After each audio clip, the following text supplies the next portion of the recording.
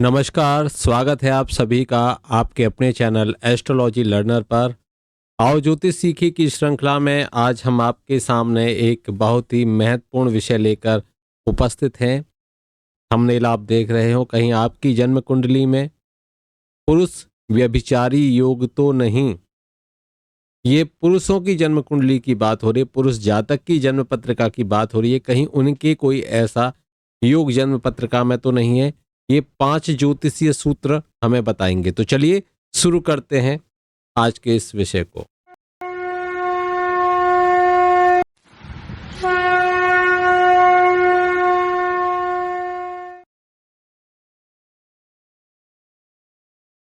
जिस प्रकार स्त्रियों की जन्म कुंडली में व्यभिचारिणी योग होता है, उसी प्रकार पुरुषों की जन्म कुंडली में भी व्यभिचारी योग होता है।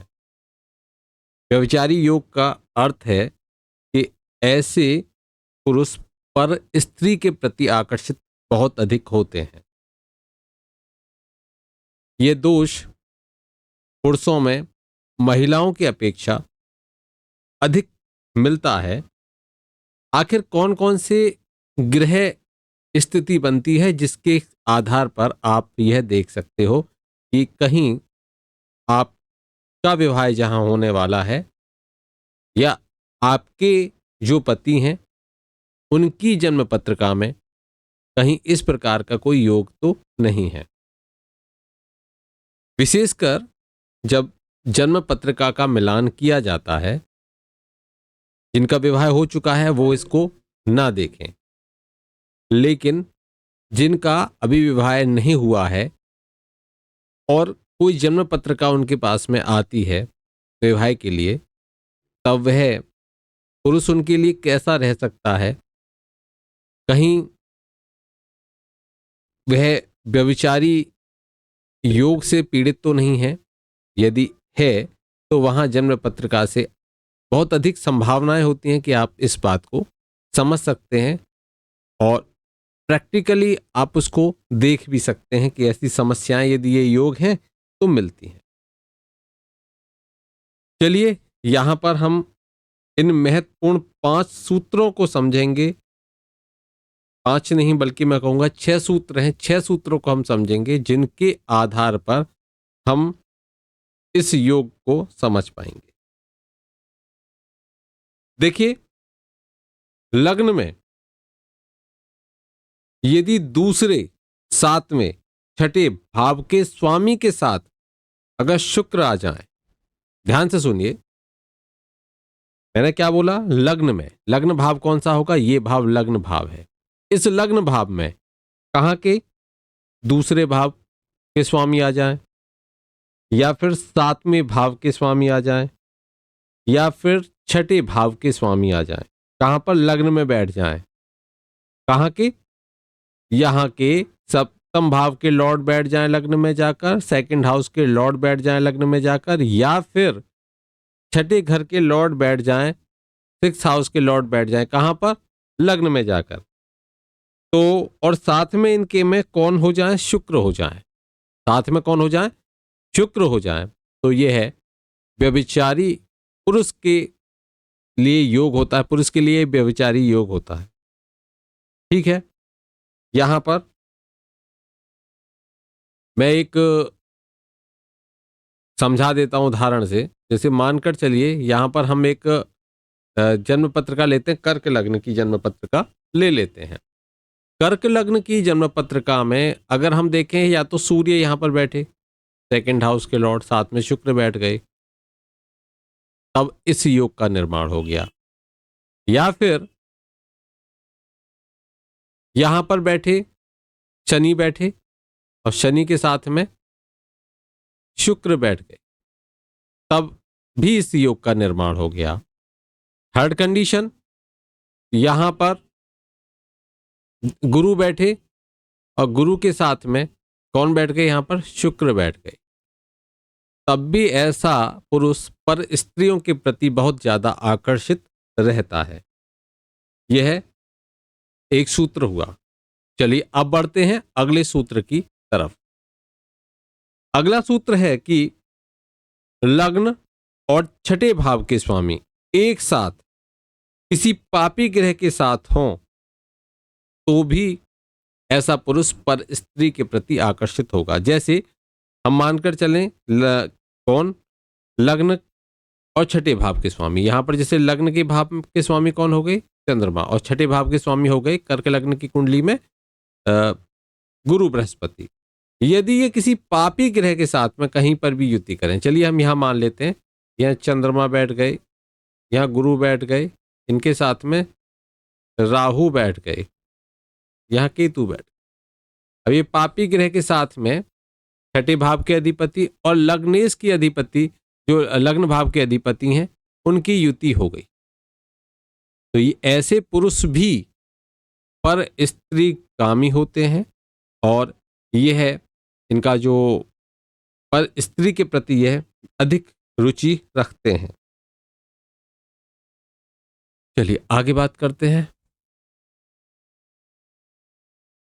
अगला सूत्र है थर्ड हाउस, तीसरे घर में, छठे घर में, सातवें घर में और 12वें घर में, इनमें से किसी भी भाव में कौन हो, शुक्र हो या फिर दूसरे भाव के स्वामी हो। मैंने क्या बताया, ध्यान से सुनिए। तीसरा घर, ये तीसरा घर है, तीसरा घर, छठा घर, ये छठा घर है, तीसरा घर, छठा घर और सातवां घर या फिर 12वां घर। तीसरा, छठा, सातवां या फिर 12वां, 12th हाउस। इनमें से कोई भी भाव हो, इसमें शुक्र हो, इनमें से शुक्र हो, यहां तो शुक्र वैसे ही आप जानते हो, या फिर दूसरे भाव के स्वामी हो। शुक्र नहीं तो दूसरे भाव के स्वामी हो, सूर्य भी यहां पर हो सकते हैं, शुक्र नहीं तो सूर्य हो। सूर्य का अर्थ है यहां पर दूसरे भाव के। इस कर्क लग्न की जन्म पत्रिका में दूसरे भाव के स्वामी सूर्य बैठते हैं, इसलिए हमने यहाँ सूर्य लिया। अगर यहाँ पर 3 लिखा होता तो यहाँ 4, तो यहाँ चंद्रमा हो जाते। लग्न अगर मिथुन लग्न होती तो चंद्रमा होते, तो चंद्रमा अगर यहाँ बैठे हो इन भावों में से, अब खाली 12th हाउस में नहीं देखेंगे, अगर यह शुक्र कहाँ बैठ जाए, यहां पर आकर बैठ जाए, तब भी आप देख लेना, तब भी आप देख लेना। मैंने देखा है ये जन्म पत्रिकाओं में, उसी के आधार पर मैं यहाँ इन सूत्रों को लेकर आया हूं। जो सूत्र अब तक हमने देखे और सटीक रहे हैं वही सूत्र हम आपके सामने लेकर आते हैं। तो यहां आपने देख लिया, तीसरे भाव में अगर या तो दूसरे भाव का स्वामी बैठे, तो यहां पर जैसे हमने कर्क लग्न की जन्म पत्रिका है तो यहां सूर्य हो गए, दूसरे भाव के स्वामी कौन हो गए, यहां पर सूर्य हो गए।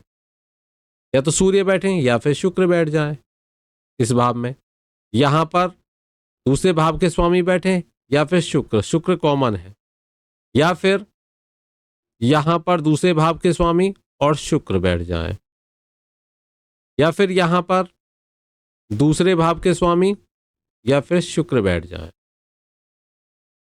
ऐसी स्थिति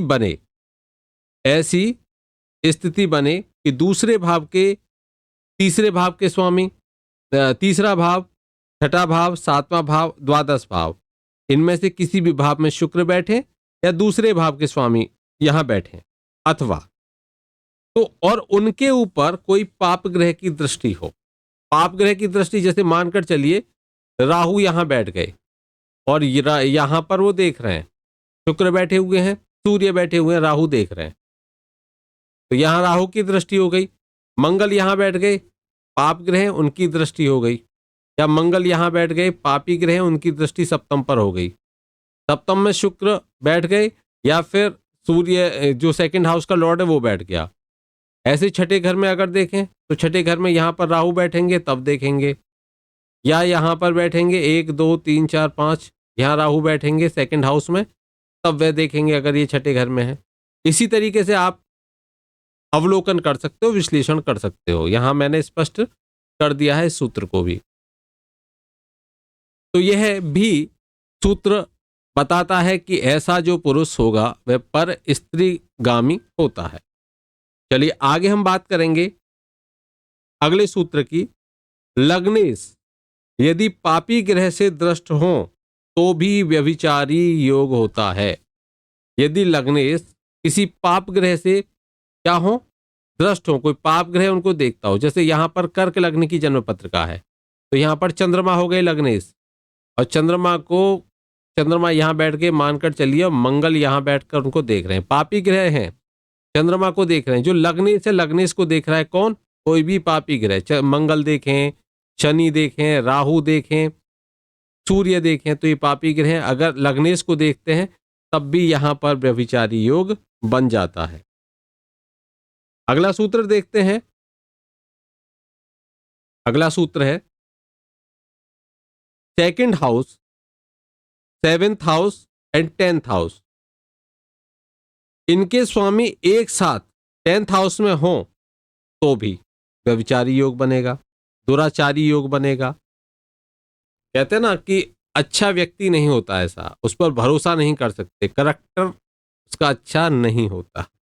जैसे कि मैं फिर से बता देता हूं, सेकंड हाउस दूसरा भाव और सातवां भाव और आपका 10वां भाव, ये 3 भाव नोट कर लीजिए। सेकंड हाउस दूसरा घर, सप्तम भाव यानी कि सेवेंथ हाउस सातवां घर,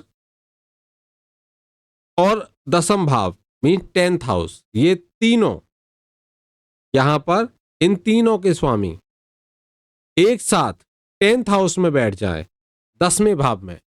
यहां पे हुए सूर्य, यहां हुए शनि, अगर कर्क लग्न की जन्म पत्रिका है तो सूर्य शनि और मंगल, यदि ये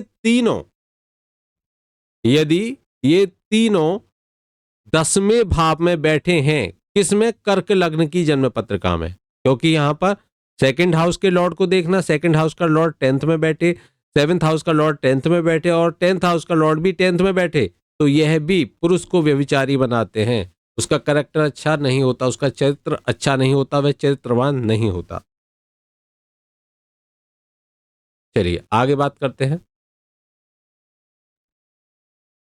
अगला सूत्र है लग्न, सेकंड हाउस, लग्न मीन्स फर्स्ट हाउस, और सेकंड हाउस दूसरा भाव या फिर छठा भाव, या फिर छठा भाव, लग्न हो, दूसरा हो या छठा भाव हो, कोई भी हो इनमें से, लग्न का स्वामी हो, लग्न का भाव हो, दूसरा भाव हो, छठा भाव हो, इनके स्वामी अगर किसी पापी ग्रह के साथ सप्तम भाव में बैठ जाएं, अगर लग्नेश चंद्रमा यहां बैठ जाए, जैसे कि कर्क लग्न की जन्म पत्रिका में लग्नेश चंद्रमा बैठ गया, या फिर चंद्रमा के स्थान पर सूर्य बैठ जाए, यहां पर सूर्य भी ना बैठे, गुरु बैठ जाए, छठे का हमको ध्यान क्या रखना है, लग्न का स्वामी, सेकंड का स्वामी और 6 का स्वामी, मीन्स छठे घर का, दूसरे घर का और लग्न का स्वामी, इनमें से कोई भी 7वें भाव में बैठ जाए, इनमें से कोई भी कहां बैठ जाए, 7वें भाव में बैठ जाए, और पापी ग्रह के साथ बैठे, किसके साथ बैठे, कोई पापी ग्रह हो, जैसे यहां पर हम ले लिया चंद्रमा, पहले लेते हैं एक एक बारी से समझते हैं। चंद्रमा लिया यहां पर कर्क लग्न की जन्म पत्रिका में चंद्रमा लग्नेश होते सप्तम में बैठ गए, लेकिन बैठे किसके साथ में, मानकर चलिए मंगल के साथ बैठ गए पापी ग्रह, राहु के साथ बैठ गए पापी ग्रह, और सूर्य के साथ बैठ गए पापी ग्रह है, इनके शनि के साथ बैठ गए पापी ग्रह है। यह ऐसी स्थिति बनाते हैं तो वह व्यक्ति क्या होगा, चरित्रवान नहीं होगा, करेक्टर उसका अच्छा नहीं होगा। और दूसरा देखते हैं, अगर यहां सूर्य जो सेकंड हाउस के लॉर्ड है वह मानकर चलिए, क्योंकि कर्क लग्न की जन्म पत्रिका में सेकंड हाउस के लॉर्ड सूर्य ही होते हैं, अब हम कर्क को देख रहे हैं, अगर यहां पर मिथुन लग्न की जन्म पत्रिका होती तो चंद्रमा हो जाते सेकंड हाउस के लॉर्ड। इनके साथ में यदि मंगल बैठ जाए, राहु बैठ जाए, शनि बैठ जाए, सेकंड हाउस के लॉर्ड के साथ में कोई पापी ग्रह बैठ जाए 7th हाउस में, तब भी क्या होगा, ऐसा जातक कैरेक्टरलेस होगा। फिर बात करते हैं 6th हाउस की, छठे घर की। छठे घर का मालिक कौन हो गया, गुरु बृहस्पति हो गए। छठे घर का मालिक क्या हो जाए, वह सप्तम में आकर बैठ जाए, सप्तम भाव में बैठ जाए, और साथ में मंगल बैठ जाए पापी ग्रह, कोई भी पापी ग्रह बैठ जाए, शनि बैठ जाए, राहु बैठ जाए सप्तम भाव में, ठीक है, तो यह व्यक्ति को व्यभिचारी बनाती। ऐसा व्यक्ति, इसको कहते हैं मन चला ऐसा व्यक्ति होता। ये योग थे जो हमने पुरुष जातकों की जन्म पत्रिकाओं में बताए, जिससे कि हम ये देख सकते हैं कि यदि आपकी जन्म पत्रिका का भी मिलान हो रहा है तो आप इस बात का विशेष रूप से विश्लेषण अवश्य करें। आगे हम स्त्रियों के भी बारे में जो सूत्र हैं, जो शास्त्रों में सूत्र दिए हुए हैं, उन सूत्रों का तो रखेंगे, उनके ऊपर भी चर्चा करेंगे। आज के लिए इतना ही। बहुत बहुत धन्यवाद। जय श्री कृष्ण। राधे राधे।